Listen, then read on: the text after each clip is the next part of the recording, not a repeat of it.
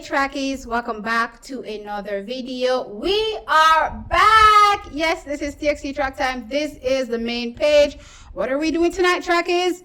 The same thing we do every night. Try to take over the world. So we're back to trying to take over the world. So welcome back. Stick and stay. I'm going to do a different video, summing up all the drama that TXT Track Time has been through over the last, few months. But that being said, welcome back to the main page. Please remember to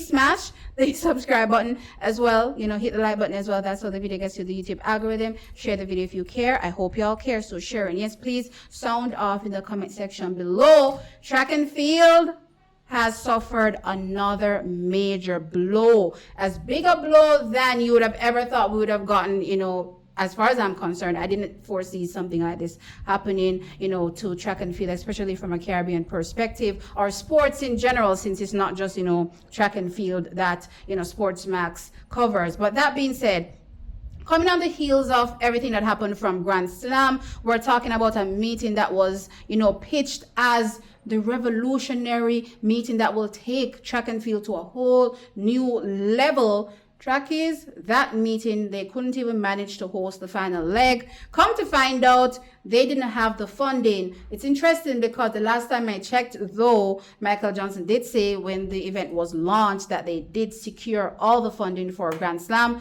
Not the case, apparently. So they had no funding, to carry out the final meeting. They had 4 legs in total, only managed to do 3. The last and final leg was canceled. And it has gotten to the point where news, has surfaced that, hey, some of the athletes have not received, their payment from Grand Slam. So it kind of highlighted the state of track and field when we saw Grand Slam not even manage to, complete all 4 legs, that, hey, track and field is actually in a worse state than we thought. But the biggest blow would come today, where Digicel has announced that SportsMax and Loop News, it's coming to an end. So effective immediately, Loop News will no longer exist, and SportsMax is slated to have their final broadcast on the 8th of August. Shocking to say the least. When we talk about sports commentary, right, or just, giving you news on sports, we're talking local and regional. There's nobody better than SportsMax. They are number 1. And as far as I'm concerned, especially in the local space of recent times, I definitely think they've, taken over the lead, at least as far as I'm concerned, with their coverage on sports here in Jamaica. So to hear that SportsMax, and of course, this is another issue when it comes to revenue as well, is, no longer going to be, as I said, is a massive blow. If y'all know, TXT Track Time, I've spoken a lot about, especially when we talk about, a few of the journalists there. We're talking about Ricardo Chambers, and I did also, talk about the late Hubert Lawrence as well. When I talk about getting into the space and commentary, those are the persons that I aspire to be. When I looked at, how knowledgeable they were and how good they are at their craft, certainly those are the go-to people. And where were they? On SportsMax, right? And it's interesting because recently at the concluded National Senior Championships, I had the opportunity of meeting, the pleasure, I would say, of meeting Ricardo Chambers. He's such a sweet soul. I didn't get to talk to him for long because I was running to go do something else. And by the time I came back, he disappeared. But really, really amazing young man, I would say. I'm sure he doesn't want me to hold him up. So really, really a great pleasure meeting him. And of course, I had the opportunity of running into Leighton and Levy as well. And y'all know I've kind of rubbed out Leighton a few times here on my channel. And I led with, hey, Leighton, I'm not sure if you know, you're fond of me, but hey, I'm TXT Track Time. And he's like, don't worry about it. And I was like, we had a really, really good talk as well. So yeah, to come on the heels of, me meeting, a few of the persons, as I said, I look up to in this game, and realizing that SportsMax, the go-to, station when it comes to anything reliable, breaking news, when it comes to probing the right questions that they ask all these, organizations in Jamaica. No other place is doing it like SportsMax. They get to the bottom of whatever is going on. They have the tools and they've always done it to get to the bottom of, whatever sporting stories out there. So with them gone, I feel like we're going to go back into a space of secrecy where now it feels as though, we're on the outside looking in when it comes to whatever is going on from a, sporting perspective, especially, as I said, track and field. They had that covered, right? Regionally, I don't know if there are any other stations, because I know here in Jamaica we have a number of stations, that cover, sports, track and field. As I said, I'm,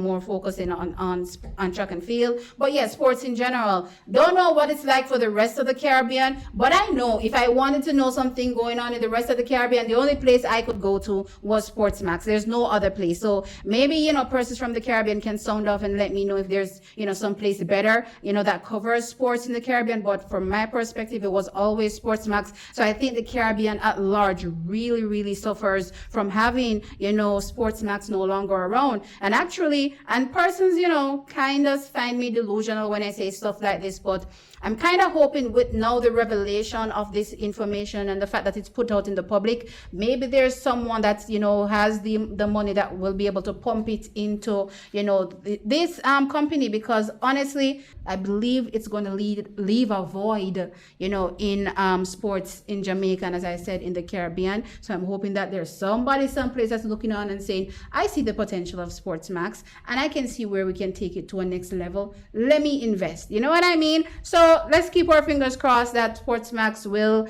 still be around. Loop News, as well, as I said, suffers. They are closing down effective immediately.